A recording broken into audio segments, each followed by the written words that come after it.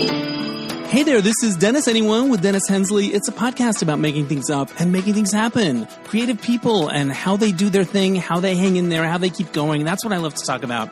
And today I have a really great episode. It's about something very creative that has inspired millions of people around the world for over 50 years. There's a new movie out called Strange Journey, the story of Rocky Horror. And it's a documentary about the Rocky Horror Picture Show, which started as a stage show and then became a movie and a cult classic that is still playing in theaters all over the world. So the filmmaker is Linus O'Brien. His father is Richard O'Brien, who played Riff Raff in the movie and is one of the songwriters and one of the creative forces behind Rocky Horror, maybe started the whole thing out. So it's a father and son story in addition to being a story about this wonderful stage show movie phenomenon. So I really enjoyed talking to Linus. But before we get to the interview, I want to remind you that this podcast is brought to you by me. So if you want to support it, go to DennisAnyone.net and leave a tip in my virtual tip jar. Help me cover my expenses. I always appreciate that. I also have a Substack and Patreon spin-off podcast called Dennis Hensley's Happy and Gay. You can subscribe for that for free and enjoy it. It's I put it out like once or twice a month, and I'm into it. The other thing is I have a play that's going to be showing at the Fringe Festival in Los Angeles starting on June 7th. It's called The Point of Pinecones, and it's a comedy about serious things. It's sexy. It's adult content, but I'm really proud of it. I have a wonderful cast, and you can learn about that at hollywoodfringe.org. I also have the link on my Instagram bio if you click through there. It's only $10. It's a staged reading. Lots to do to get it ready, but I'm really excited about it. It's been a journey. So there you go. And the Mismatch Game is coming back to the Renberg Theater on June 26th. Coming up, I'm starting to line up the cast members. We got Jackie Beat. We got Frank DeCaro. I've got some more asks out there, putting it all together. So hopefully you'll come and see that in June if you're in LA. I also want to let you know about a cruise that I'm going to be part of as a member of the Derek and Romaine podcast family. It's the Live Love podcast cruise. It's February 7th through the 14th, Valentine's Day 2027. It's to Mexico out of LA. And you can be part of that. We're going to do live recordings. I'll probably do some version of Mismatch Game or You Don't Know My Life or, my various dog and pony shows, and learn about that at dnrtravel.com. It'd be really fun.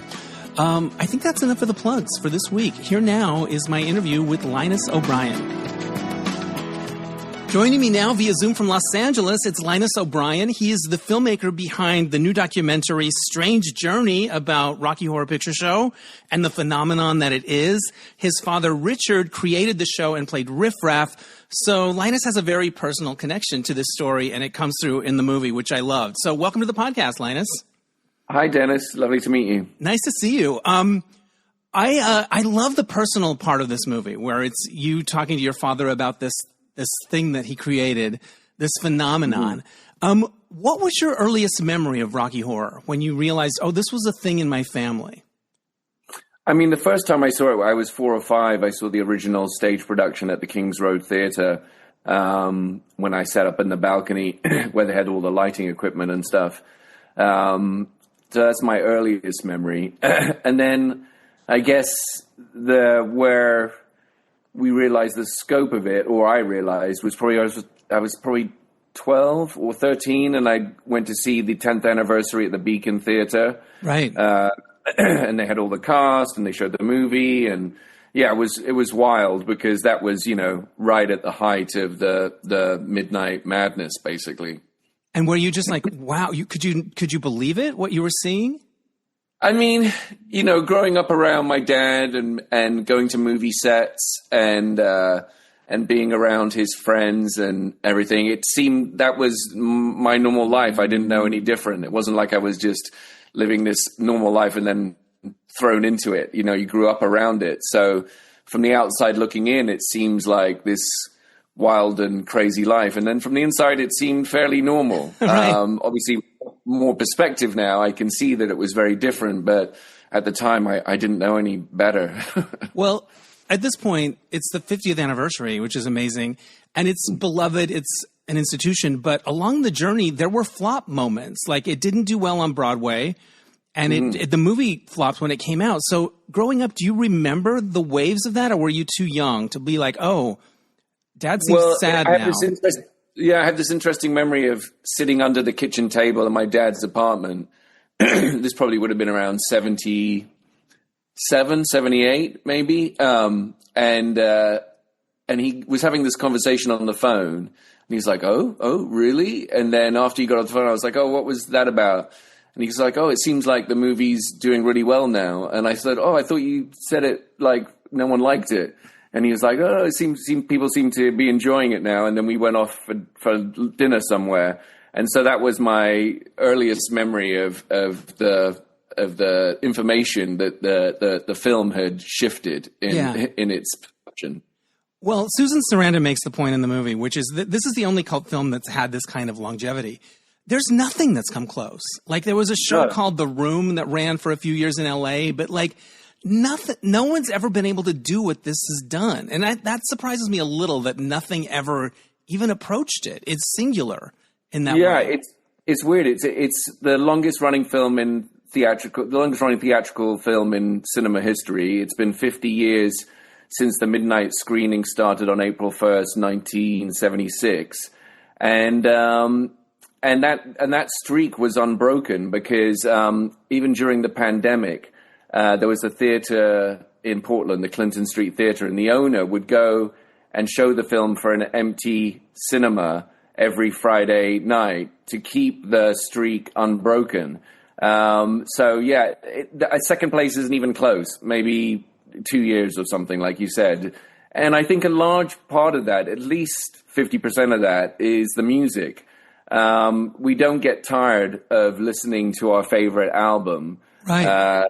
And so essentially you're doing that with a whole group of people who share the fascination for it. I mean, then you throw in Tim's performance, the gender identity, 50s rock and roll, 50s beat movies. It all becomes a bit of a mishmash after that. But the music, I think, is what keeps bringing people back. Yeah, that makes sense to me. I love that story about the Portland theater owner. But that shows you the love, that somebody every week is going to do that just for that. Like, it's part of it's become this kind of family. Like, if you're a kid that went and did that and performed in that as a teenager, like, you're part of this family now. Do you feel a familial connection when people come up and tell you, oh, this was a big part of my teenage years, or what it meant to them? Is there a connection that brings everybody together? Absolutely. I mean, I think really the legacy of Rocky will be community and connection, despite everything else that surrounds it. And it's very funny when I meet people, sometimes they don't even introduce themselves. They don't say anything. You can see that they're about to share their Rocky story the first time they saw it. Yeah. And it's a memory that's burned on their brain, like their first kiss or the first time they lost their actual virginity. It's that vivid in their mind. And so I can't wait. I always get a kick out of it because I know I'm about to hear, oh, I put my Rocky clothes underneath my regular clothes. I told my mom I was staying at my friend's house. I jumped out of my bedroom window. You know, it's similar stories, but always the need and the want to share it is very, very amusing and lovely to hear. Well, I probably have that look on my face now because I'm going to tell you my story. I was going to college at Arizona State University, and I was a pretty straight-laced kid. I hadn't come out yet or kind of come to terms with the fact that I was gay. I was putting it together still, and a friend of mine said, let's go do this thing, and it was at like Harkins Plaza, like in Scottsdale, Arizona. Like, it wasn't the edgiest place. And I just remember, like, oh my God, what is happening? And I remember being called a virgin, and we're virgins, and I was a virgin, and that was a little edgy. And then people were throwing things, and it was just like, you felt like you were doing something naughty. Right. And it was delightful to be that you were doing something naughty that you shouldn't have been doing. You felt edgy. You felt cool. And what's so interesting to me about watching your documentary and thinking about the movie is that for all of its themes around sexual expression and freedom and gender expression, there's something almost quaint about it, or there's something innocent about it. Like, I don't remember huge backlashes of conservative people wanting to shut it down. Maybe there were, But for what it's about, there's something, it's almost like Americana in a way. It's almost like this thing that we just have, and the messages are not hidden. They're right there. But there's something, I don't know, it's the music, the charm, but it's something like it would be like trying to get rid of baseball. It just feels like, oh, that's Rocky Horror. Like it's its own thing. Well, the reason why it slips through the cracks the way it does is because it never meant to send a message at all. My dad had zero, and I say this quite honestly, zero concern with sending any message whatsoever. And I think that's exactly why it does, because it's so filled with joy and happiness that it's how do you rail against something that is pure in that regard. It's very difficult, because what are you shouting at? Because actually the bad guy essentially dies at the end, right? Yeah. Society must be protected. So there's really no argument there to fight. And so that's the beauty of it. I think when you try to send a message, it can come across as insincere or disingenuous in some way, because you can feel that you're told to think something, and Rocky never tells you that at all. Yeah. One of the most interesting things about your documentary is your father talks about how sometimes in our art we explore things that are part of us, but we're not ready to do them in our life yet. And I assume that was sort of true of him. Like he didn't know that he was exploring themes that were part of his life. And he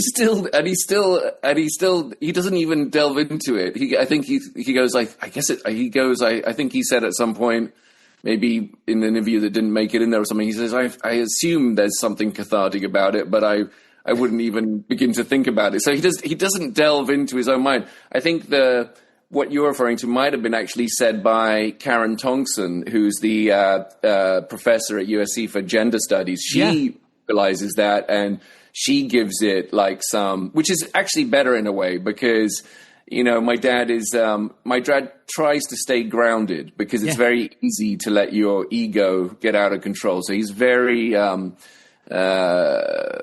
very cautious about delving too deep into his own mind and what it means. Yeah. And also it's a sort of a generational thing where we don't talk about all that stuff. We're not dealing with our feelings and all of that stuff. And yet, as an audience member, you're like, oh, these things are pretty, they're right there. And he's like, yeah, no, that's not the thing. And that's part of the charm of it. It's sort of funny. Yeah. And I could feel you as a filmmaker, like trying to get him to go there. And he wasn't really going there, but it was charming. You mentioned the sort of intellectual expert, the film critic and stuff like that. The people you had in the movie were so great. They really did give you the context that you needed, because the people making it were not thinking of those things. And you needed somebody from the outside to kind of put these things into context. And the bites you chose from them were great. Can you talk about that a little bit? Yeah, we got very, very lucky. You just never know how things are going to come together. And so my creative partner, Avner Shalom, who's the writer, producer, and editor on the film, he found Jeffrey Weinstock, the Rocky Horror expert and historian. And then our producer, Adam Gibbs, he actually took Karen Tongson's class at USC and was like, okay, let's call her up. And then it just all came together very naturally. Serendipity is a word that we use. And it felt like sometimes you were just jumping on this ship of the movie, making the movie, and you're just kind of riding the wave and hoping it all works out. And we got very lucky with everyone's involvement in the film. So and it shows, I guess. One of the things that struck me about it too is that it feels like almost everyone's still alive. Like you got everyone. Were there people? Meat Loaf. Everyone apart from Meat Loaf. That's what I was thinking. Yeah. I was like, I kept waiting for sadly he's no longer here. Nope, he's still there and he's got stories. Like the director, so many people. I think that being part of Rocky Horror makes you live longer. That's my theory. I think it's not a coincidence.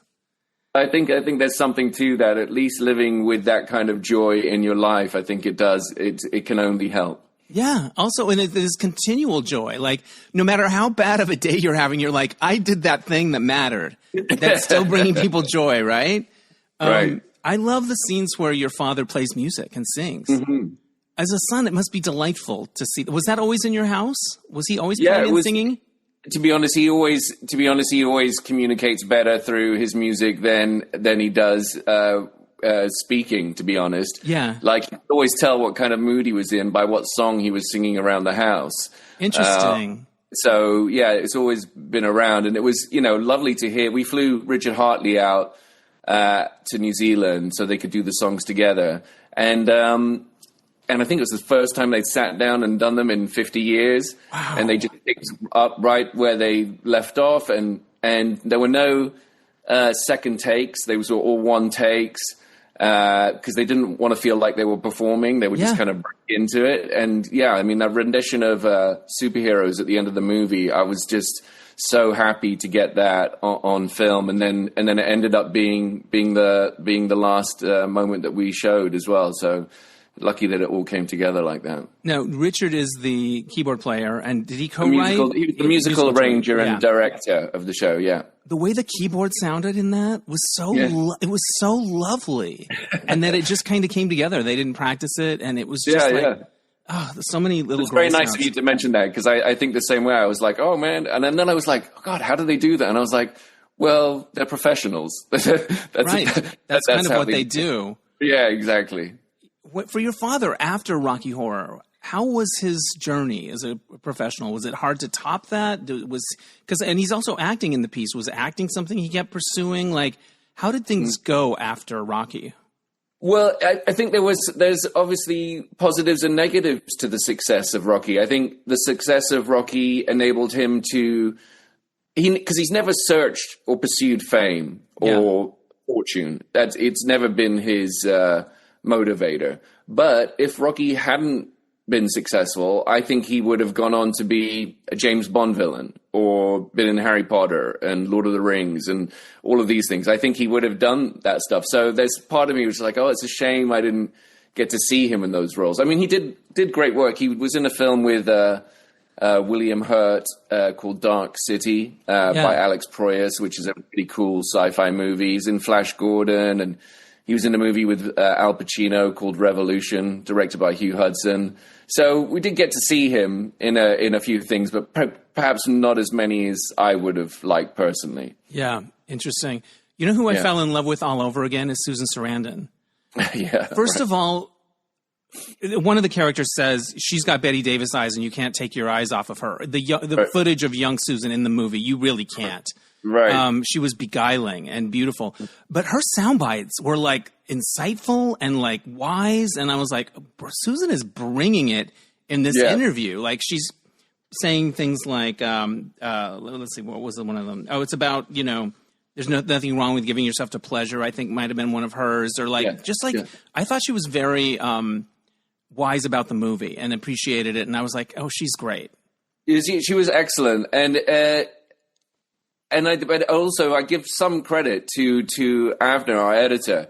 He was able to take those various sound bites and string them all together. So she obviously said what she said, and it was very eloquent, but he cut them together in such a way that it all flowed really nicely, one comment into the other, and created this vibe at the end of the movie, which we're very happy with. I mean, I can watch the last 25, 30 minutes of the film, the documentary, with an audience whenever I like, because there's a real, once you get into the midnight screenings and how that started, it's captivating. And I can feel the audience kind of hanging on every word, which has been lovely to witness at the festivals and screenings. Well, you go from the making of the movie, and we didn't have much of a budget, and that kind of backstage thing, to what the movie means to people, which connects to so many of us. So that the emotion comes rushing in. What did you learn that surprised you in making this movie that you didn't know about the film or your family or your father? I mean, the one story that I had no idea about was Patricia Quinn kissing Meat Loaf, which is a very humorous anecdote that she tells. But I think it's really more. There's a gentleman we have, a shadowcast member from New York called Sean Waters, and he talks about how Rocky gave him a safe place to be every Friday and Saturday night from 10 a.m. to 4 a.m. to 10 p.m. to 4 a.m. And he could have been out doing all kinds of other nonsense and messing around. Right. And so to get those stories on screen and hear them, I think it's really important, because many other people who've been struggling or felt marginalized or just felt a little bit different were going through the exact same thing. And my hope was that even if the shadowcast performers who currently operate today and perform in America, there's like 200 of them or something, even if they weren't directly in it, they could see themselves up on screen and they could relate to the stories that were being told.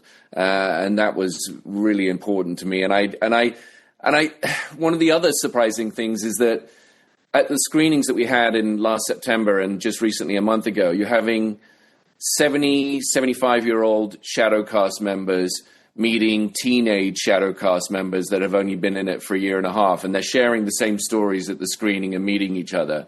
And that's been something that has been really gratifying for me and the team, because I just didn't realize that they would come together like that. So it's another way that Rocky is bringing people together, and to be just a small part of that legacy has been really fulfilling.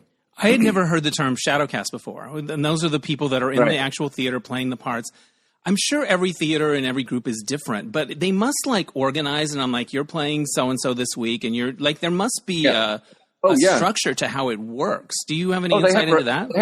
They have rehearsals, and they go through it because they want to mirror what's going on up on the screen. Right. They take it seriously. They can do I guess sometimes they can take liberties and do a move that they don't do on the screen and bring their own flair to it. But yeah, there is a lot of rehearsal that goes into it. I mean, there's a few which have been, because some of the shadowcasts that perform, they'll do it like once a month, or they'll do it, every other week or something. But there's some shadowcasts which have been running nonstop for 40, 45 years. There's one in Boston I just went to, which has been continuous. There's one in New Orleans. I mean, it's wild to think how the torch gets passed within those shadowcast groups. And they couldn't have been, they just can't be nicer, all the people. It's just really, it's just such a fun thing to be around. They all have their individual things that they do as well.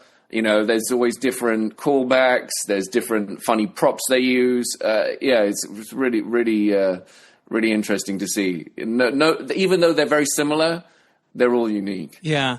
One of them talked about how, you do the show and the screening and everything, and then everyone goes to a diner. And I was like, oh yeah, late night diners with friends. That's what it's all about, right?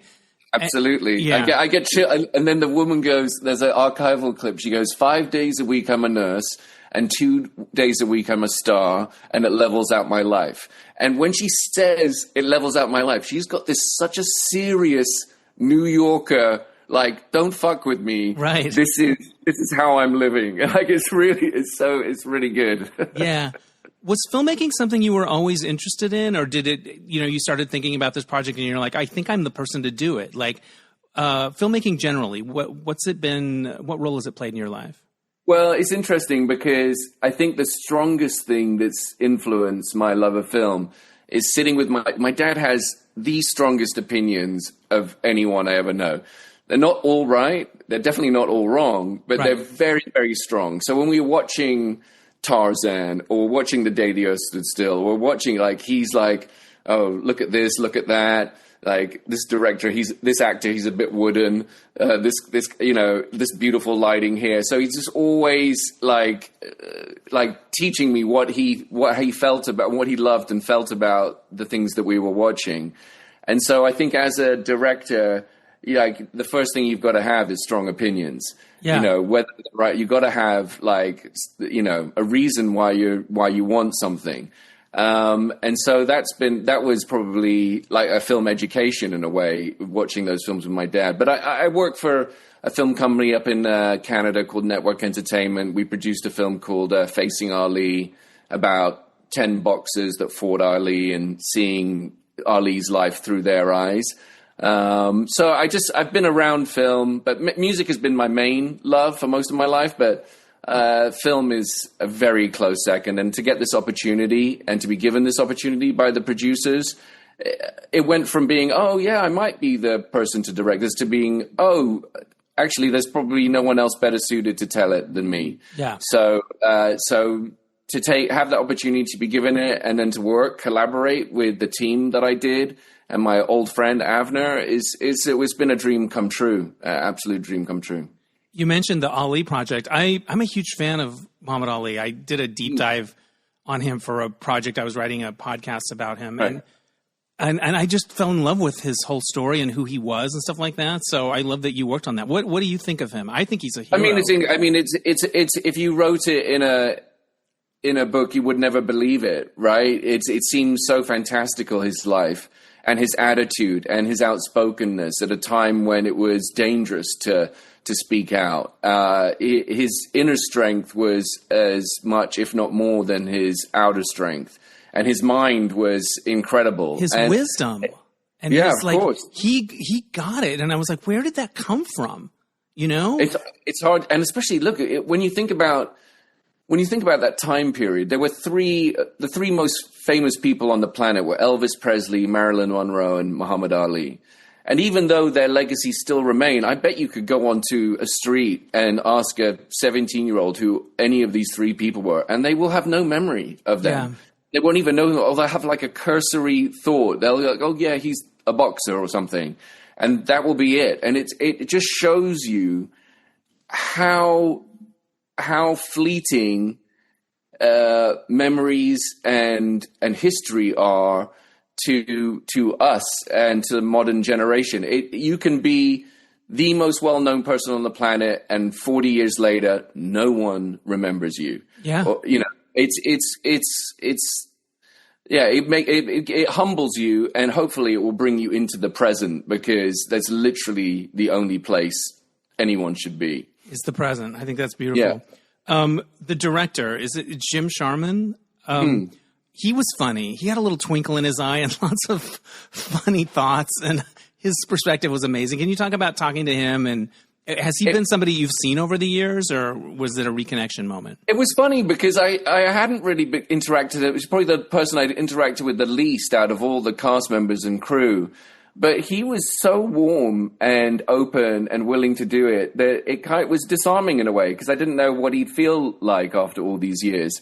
And actually, to be honest, he was only 8 months away from having, he'd have it 8 months prior, a quadruple bypass surgery. Wow. So we started talking to him about doing the interview before it. Then he'd had the operation, and then he was still, full of beans and great stories. He has some great lines in there. I mean, he goes, something about, he was given the play by my dad, and he goes, I just hope it's not religious. But obviously it's the only, musical that has its own cult now. Right, of course. A lot of the rock and roll plays like Jesus Christ Superstar and Godspell, they're all religious. And so, yeah, it was quite ironic the way that things turned out in that regard. Yeah. I was thinking again about like movies where you see a Rocky Horror scene, like it's in Fame, it's in The Perks of Being a Wallflower. And they're moments that shed light on the characters and what they're going through and stuff like that. Are there other ones that I'm not thinking about where Rocky Horror is a part of the other story? I think you show a clip from Fame in the movie. We show a clip from Fame. I think in both cases, it's a rite of passage, right? It's another little doorway into what life could be like, or what you might want life to be like. There's a few moments, I think everyone has them in their lives, whether you find community in church. I think I found it when I went to Glastonbury the first time. It's the oldest music festival in the world, and it's become a big part of my life. And I remember walking through Glastonbury on the first day. I was like, oh, so this is what life should be like. The fact that you could have a conversation just with the person next to you, that there wouldn't be any stress about it. You could have a nice conversation, a deep conversation, and then never see them again. And you could have those moments of connection. And I was like, oh, yeah, this is, I get it now, Yeah. And I think that's what happens with Rocky. Oh, life can be like that. We can have a chat with someone who feels a bit different. Yeah. And I think one of the really pleasing things about Rocky is that, you know, as a society, we're told what sexuality should be like, what sexuality should look like.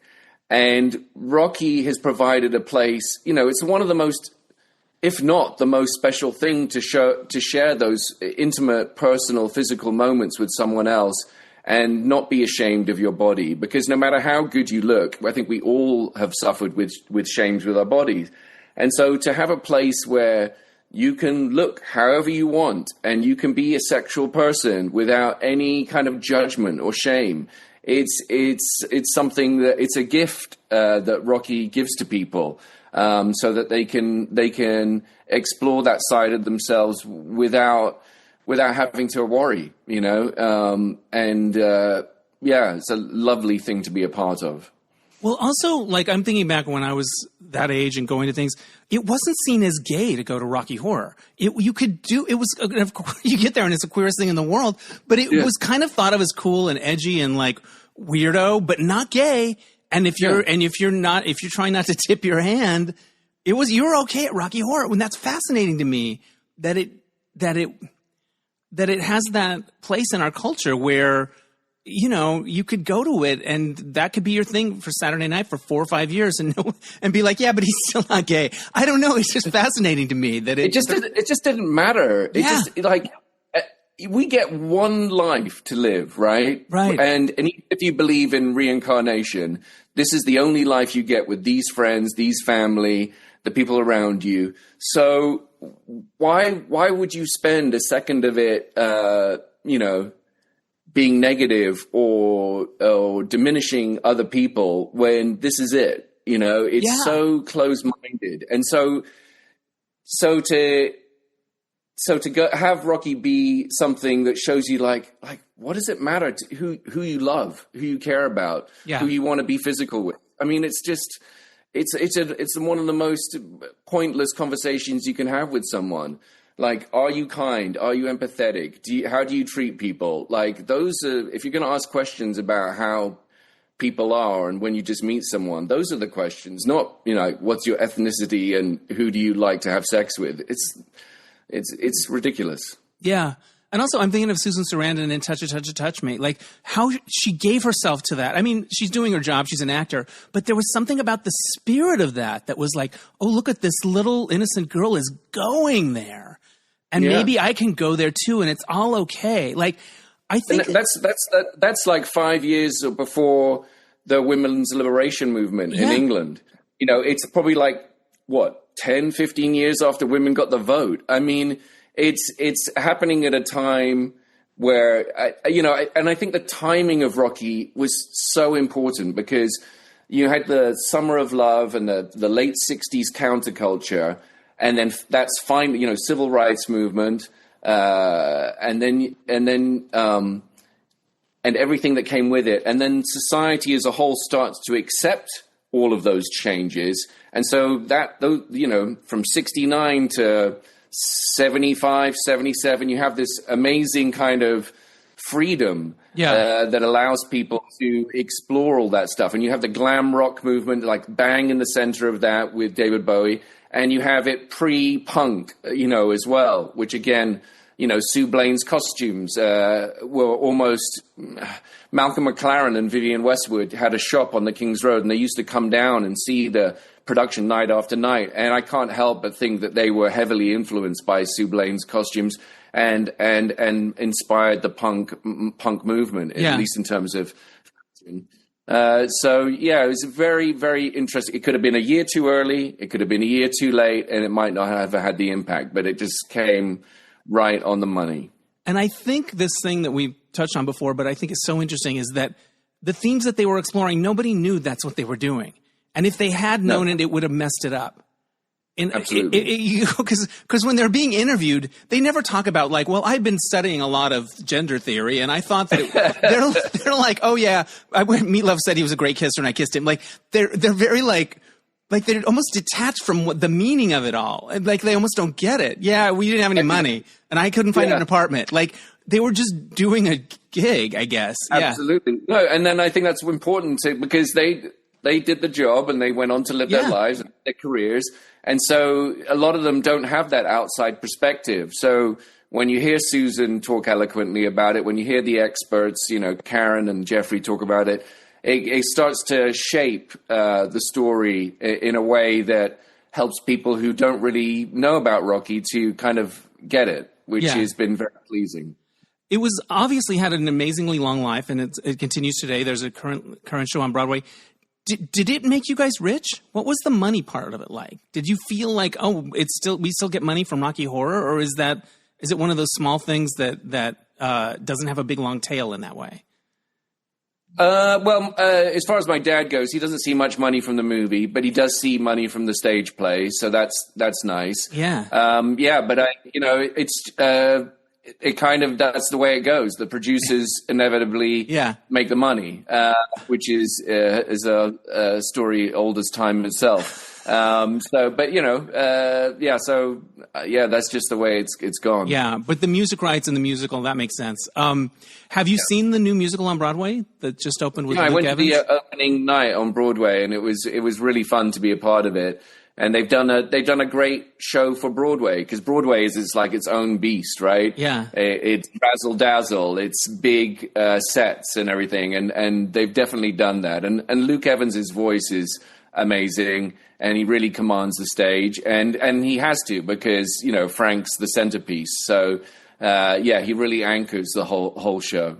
Another thing that struck me as I was watching it is Tim Curry in that costume is so pleasing to look at. The mouth, the hair, the proportions, just everything about it is like bang. You know what I mean? Like it's perfection. I know there's a scrappiness to the whole show, but something about him and the way his body was and his charisma and that star quality, it was just kind of electrifying when he shows up, right? Talk about Tim in that role and that look.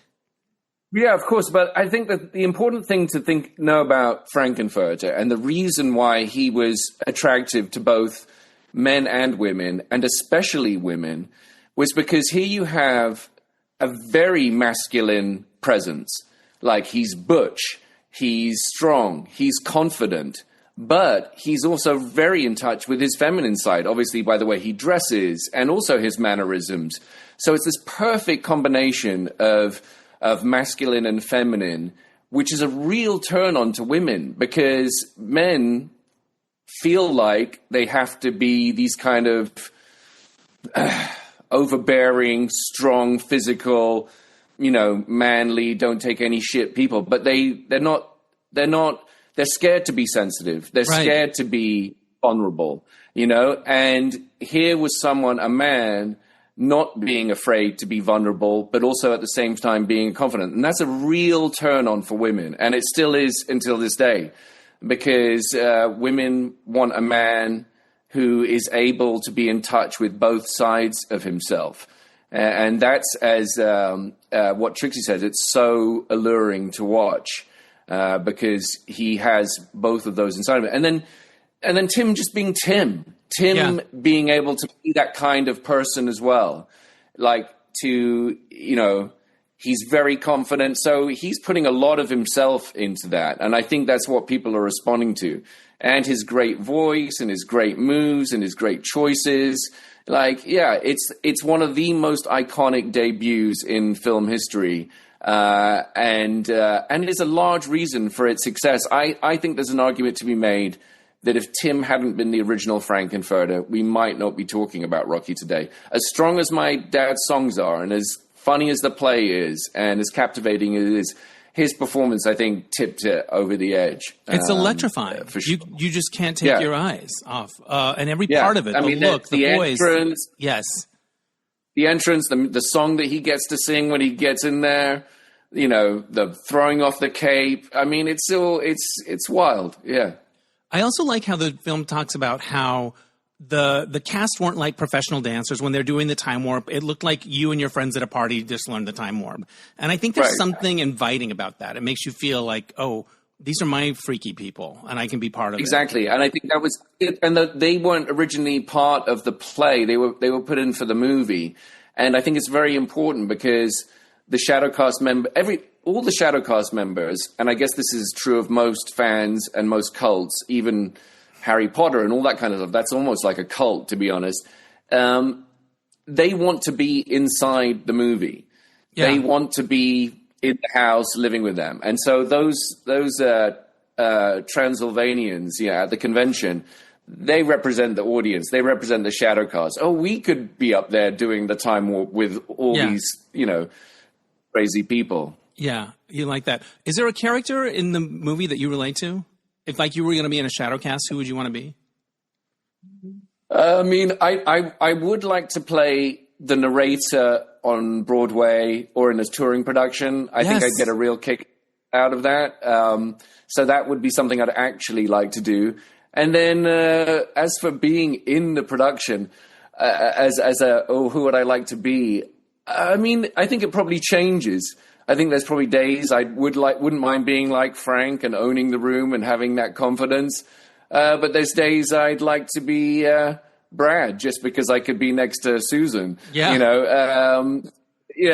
So I don't know. There's no one in particular I'm so super drawn to, but Frank is like to be able to feel free enough to be like him and have his confidence and own the room. Yeah. That's got to be a thrill, even for a day or two. Yeah. It was fun to see Barry Bostwick be interviewed about it because he kind of has that Brad thing of that little befuddled by it all still quality, even in his interview. I thought that was charming. Yeah. Do you have a favorite moment in the movie in Rocky Horror? I mean, I love I'm Coming Home. Yeah. I mean, I think it's a really a lovely song. My dad, he dismisses it as a Hallmark song, which I guess it is to a degree, but it's also really, really good. And it comes at an amazing time in the film. I love that you've had all these super bombastic rock and roll songs, and then he hits you with I'm Going Home. I love the way it's shot. I love the way that Tim catches his blue scarf shawl out of thin air and wraps it around him. And then I love the Liza Minnelli moment at the end when he finishes the song and his head disappears into the spotlight and then comes back out again. That's great. Oh, and the part I really love is they're doing the floor show, which again is great. And Susan ends the floor show, and as she sings her last line, she has her head back, and then she brings it forward like this into focus and into shot and holds the shot. Yeah, it's great movie making. Cinema, yeah, for sure. In the Shadowcast and all those performers, how did theater owners feel about it? Because on the one hand, they had ticket sales, but on the other hand, it was a big mess that people would make. Like, how did the theater owners are like, no Rice, you can do this, but that, or how did they manage that? I'm sure a lot of them got upset with it, but I think what's also fascinating, here's a movie that celebrates B-movies and the movies that my dad saw in cinemas growing up. And they were shouting stuff at the screen. It wasn't organized, but they would like laugh and cheer and stuff. And so you had this full circle moment of a movie that celebrates movies and then the audience shouting stuff back. But what's really interesting is it saved a lot of independent theaters that were struggling in the Midwest and in the South. Right. Because they could always guarantee that they'd have a packed house on Friday and Saturday night. Right. So it ended up saving a lot of theaters that were probably, going to go by the wayside. Yeah. So I love a movie that celebrates cinemas ends up saving cinemas. Yeah, we can show the French foreign films on Tuesdays and Thursdays or whatever, and because we know we've got Rocky Horror on the weekend. Yeah, that's interesting. It hadn't occurred to me. The opening of the film, your father goes to New Zealand, where he grew up, and there's a statue, and he seemed very genuinely touched at that acknowledgement that the Rocky Horror creator statue. Can you talk about that opening? I thought it was so interesting because you're kind of like, okay, who is this person? Where are we going? What's happening? Yeah. And then you put the dots together. It was a lovely way to open the movie. Oh, thank you. Yeah, I mean, he grew up in Hamilton, which again, at the time he was living there, he'll show me photos of it, and there'll be dirt roads, in the town of Hamilton. Like, it was very early. It was like 1950, I don't know, 5 or something. And he would go. The statue now wasn't quite in the movie, in the documentary there, but it now stands exactly where he used to cut hair. When he was growing up in Hamilton, and right opposite the theater where he would go to see the double features on a Saturday. And so that's why they placed it there, because it's a celebration of what inspired him to become an actor and create what he did. So it's lovely that the town celebrates him, and I think he's very humbled by it. That the statue is made by... It's this huge bronze thing that was made by Weta Workshop, who did all the Lord of the Rings movies. Right on. So it's a little piece of history that will sustain, I think. And I think if you're a fan, if you're a Shadowcast person, and you go to that part of the world, you're like, I got to go to that statue. Like, you have to. Oh yeah, it becomes a pilgrimage. Yeah. I guess, to see it. What was touching about the movie is watching your father process what it all means, because he has a humility to him, and he wasn't full of sound bites about articulating it, but you could see it on his face, and you could see it. Right. You could see him taking it in, and that must have been, for you as a son and a filmmaker, what was it like to watch him process all of this? I think even up until like 5 years ago, before we started the documentary, he didn't really understand what the importance of it and the impact of it. Yeah, he just dismissed his own work in a way as a bit of fun, because that's what it was for him. And it was funny, in an interview the other day that we did a joint interview, someone asked him the same question. He's like, actually, I think I'm now understanding it better through the documentary than I did before. Yeah. So to be able to celebrate his work and also show him in the film what it has meant to people, it's been a great gift, like, to be able to do that for him, because I think it becomes overwhelming for him. Yeah. When you're told, there was a guy at South by Southwest at our world premiere who came up to the stage after the Q&A, and he was shaking, and he was an older gentleman, and he says, "My wife and I met at Rocky 32 years ago, and she wanted me to tell you and your dad that if it wasn't for Rocky, she wouldn't be alive today." And those stories keep coming up. They must be a million of them. Yeah. Yes, I think I think it's not hyperbole to say that Rocky Horror has saved hundreds of thousands of lives. And I can't think of another work of art, album, movie, play that can say the same thing. And so when you start to think of it in those terms, you're like, oh, I've created something that has actually saved the lives of hundreds of thousands of people. It's too much to take on board. Yeah.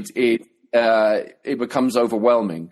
And I do get it. I understand it. So he doesn't sit in it for long, because your ego would get out of control, or the emotional impact would get out of control, and you'd just be a mess the whole time. Yeah. You talk about in the film that one of the impetuses for doing it is you were starting to read comments online about people commenting on songs on YouTube or whatever and what they meant to them, and they're sharing these stories, and you're like, oh, wow, there's something here, right? Can you talk a little bit about that? Yeah, my brother and I were putting together a clip package for my dad about movies and TV show appearances that he'd been in. And it was when I saw the comments underneath the clip of I'm Going Home that I fully understood what was happening. And I kept scrolling to read a negative one. And not only could I not find a negative one, each story became more heartfelt than the last. Yeah. And I was like, oh my God, like, there's a soldier in Iraq, deployed in Iraq, playing I'm Going Home because he wants to go home. There's a mother and daughter who used to watch Rocky every year, and then she passed away, and she played it at her funeral. Like, it just kept going on and on and on. I was like, we need to celebrate the people who love this so much.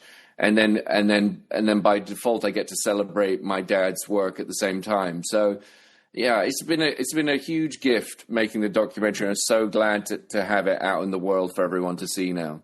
How has it affected your relationship as a father and son? I think it's so beautiful what because you've given him a gift of like Right. helping him understand what he was a part of and what he set in motion. I mean, listen, we've always been close. We've always been able to say anything we want to say. It might get met with friction, just like any relationship would. But yeah, it's been nice to share those moments with him. He's complicated. Yeah. He doesn't like to. He's probably one of the most sensitive people I've ever met. It's sometimes when you're sitting next to him, you could feel like if you touched him just like this, he would just ding, he feels like all of his emotions are on his arms, on the outside of his body. And so, yeah, it can be tricky to navigate that at times. But he's been so loving to me and my siblings, and really provided us a good perspective of what's important to the world. That to be able to give back to your parent in a way that they probably never expected is I don't know. It's probably one of the best experiences you can have in your life. So yeah, I'm just very grateful that I'm able to give back to him in any small way after the life he's given me and my siblings. Well, it comes across in the movie that tenderness, and you don't appear much, but when you do, you could see the connection, what it means to you, and right. The funniness of like you're trying to get him to talk about this stuff and he won't, and that's funny and interesting. Yeah, it's very sweet. Growing up, were there any souvenirs from the movie or the play in your house? Did you have Rocky stuff around? The only thing he has is the ray gun from the movie. Oh, cool! And that's in another building. Doesn't even see it every day. I think there's one. He has like one magnet, Rocky Horror magnet, in his house because he's not a big one for keeping memorabilia around for stuff. Growing up, did you feel like if you wanted to pursue creative things that was cool? That you grew up in a house where that was cool, or were you ever like felt like you had to do something more practical or whatever? Did you always feel like you had the freedom to explore what you wanted? Yeah, I mean, my dad just wanted us all just to be happy and really didn't want to get involved in our lives outside of that, just that thought. So he was, as long as we were pursuing what we liked, that was it. And I went to college for communications because I was always interested in radio and TV and film. And so, yeah, being creative has been the driving force. It's been, I was a DJ and a musician music producer. I had a record shop, record label.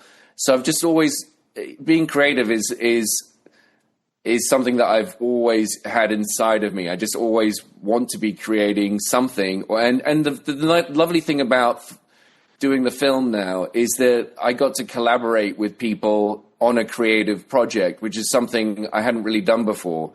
A lot of my music stuff and my producing and all the rest of it, that was just really by myself. So to have people it's been the great joy of my life making the documentary because I got to collaborate people who I really respect and care for. So it's just lit this fire in me that I want to have that experience all over again. So I'm currently trying to produce and create more documentaries and narrative films at the moment. Good. Well, I hope that takes off for you and you get to make a lot more. I would imagine going to festivals and audience moments, you have to probably know, okay, I'm going to be met with stories after this and emotions. Like it feels like every time you're like, okay, here we go, right? Yeah, it's been so great watching the last 25 minutes of the film with everyone and then hearing them laugh, cry, and cheer. I never thought. I knew we hoped the documentary would be emotional. We hoped it would make people laugh. But to have it be viewed in theaters and see it happening, it's the ultimate joy, really. Yeah. All right. I just got a couple more questions, but let's tell folks how they can see it. It's coming out soon on video on demand. And on June, I don't know when this airs, but it's coming out on June 2nd to Apple, Amazon, Fandango, and also available on DVD and Blu-ray in the United States. And then around the world, you have to really try to find it in some look. In England, it's everywhere. But yeah, hopefully it's getting out to all the corners of the world. But yeah, June 2nd is the big release date. Oh, I know. Other thing I wanted to ask you, and I didn't ask you earlier. Of course. What's it like to have the name Linus? Because I always think of the Peanuts character. It's great. I love it because no one else has the name. Yeah. But everyone's kind of heard of it. Yeah. So it's unique. The only downside to it is that everyone remembers my name and I can't remember anyone else's name. So I'm always at a disadvantage because they're like, oh yeah, you're Linus because that's a unique name. Right. So, yeah, I love it. I've really embraced it. I love being called it. I love the sound of it. So yeah. And then I wanted I had such a nice time and relationship with my name that I wanted to name my son something that would be kind of equally memorable. And so we called him Elvis. So it kind of falls into that same category of being, everyone knows it, but it's kind of unique. So you're going to remember it, right? I love it. How does he feel about being Elvis? I mean, again, that's who he is. There's no getting away from it. You can't be anyone else. Even if you wanted to change it, you could, but you can never really because that's been your given name. So yeah, I think he embraces it because he's got his middle name is Shoji. He's half Japanese. Yeah. So he's got a very cool name altogether. It's Elvis Shoji Kojima O'Brien, which is, a cool name. That is a very cool name. Well, I've really enjoyed talking to you. Congratulations on the movie. It captures something that needed to be captured. Like, as you're watching it, you're like, oh, if this didn't happen, that would be bad because we need to tell this story, right? While they're all still alive, or so many of them are still alive. Yeah. Here's my final question. Say it's 30 years from now. What's a moment from this journey that you're always going to remember? Either shooting it or showing it, a moment from this experience. I think really is the most fun I had was editing it with Avner, my friend. Like, we edited it in I think 10 weeks or something. Not the full process, not to a final cut, but the actual nuts and bolts of it. And that's because we're both very opinionated people. Sometimes it was a case of the loudest voice wins the debate, right? And we had no problem with that because we're like, okay, well, if Avner's talking this loudly about it, I'm going to have to go with him. I'll default to him, and right. Likewise. And so having that freedom to be able to express and not really worry or care what the other person thinks made it very, very pleasurable. I think he was concerned before the editing process started that we might start butting heads because, we have a very brotherly relationship. But when we got in there, it was like, no, what services the movie as a whole? What do we have to take out that we like that will make the movie better? And that's what we did. And I think, based on people's reactions to it and the reviews, we managed to do it. So that I can't wait, whatever film I make next, to edit it with him because I have such an ease with him that I a feeling of safety with him that we can really express and create together. So I have a new project that I'm working on, a documentary about neurodivergence, and I hope to make it with him because I want that experience again. I love that. I love that you had that kind of creative collaboration and that you remember that. This has been such a pleasure to talk to you. My pleasure. Lovely chatting to you. You as well. Bye-bye. Bye. Thanks again to Linus O'Brien. I'm so glad we were able to make that interview happen. Check out his movie, Strange Journey, the story of Rocky Horror. It's about the movie and the phenomenon, and it's about all these other things. And it's just really interesting. And I'm so glad I was able to have that conversation. All right, so this happened. As I mentioned earlier, my play is going to be premiering at the Fringe Festival on June 7th, 14th, and 21st. Those are our shows. It's called The Point of Pinecone. So every Wednesday night, gearing up to the Fringe, leading up to it, they have this thing called office hours where all the people that are involved in the plays and the shows go and meet each other and, schmooze and give out postcards. And it's a whole scene. So I went the other night and I just was giving out my postcards to everybody and meeting all these other people from other shows. There's so many shows. Like, I can't even I forget how many. It's just hundreds of different shows all over the Hollywood area. And there's just a really fun energy. And people were just swapping postcards. It was very, very interesting, and a certain kind of energy that it's fun to be a part of. And I'm going to try to see as many things as I can. I have other friends that have shows in there. People are like switching comp codes. There was a guy who had a show. He has a show. I forget what it's called. But anyway, his comp code is I Shot JR. And I was like, I get that reference because I'm an older person. And yeah, he's young. He was like born in the 80s. But he discovered Dallas and Knots Landing and stuff later. And so that's part of his show. And I Shot JR is his discount code, which I just gave away. But I didn't tell you the name of the show. So there you go. Anyway, the point is, it's an interesting community to be a part of. It has a lot of energy to it. You know, I'm flying by the seat of my pants. I have a lot of things to do left. We don't have a lot of time to rehearse. It's going to be interesting, but I think I'm going to look back on this time. There were so many horrible things happening in the world, politics and the war and the, prices and all of that stuff. And then I think I'm going to look back and say, oh, that's when I was doing that play. And that's going to be a positive thing to be a part of this world and this community of artists and all these people with their postcards and stuff. And people would show up in costumes and carrying puppets and schmoozing. And yeah, we're all just trying to do something and coming together with people to do something for the sake of doing it. So anyway, it's cool. I think I'm going to go. There's multiple office hours coming up, and I'll probably try to go to more of them and unload more postcards. But here's the thing, you guys. I decided I don't love my title anymore. Originally it was called Trade-Offs.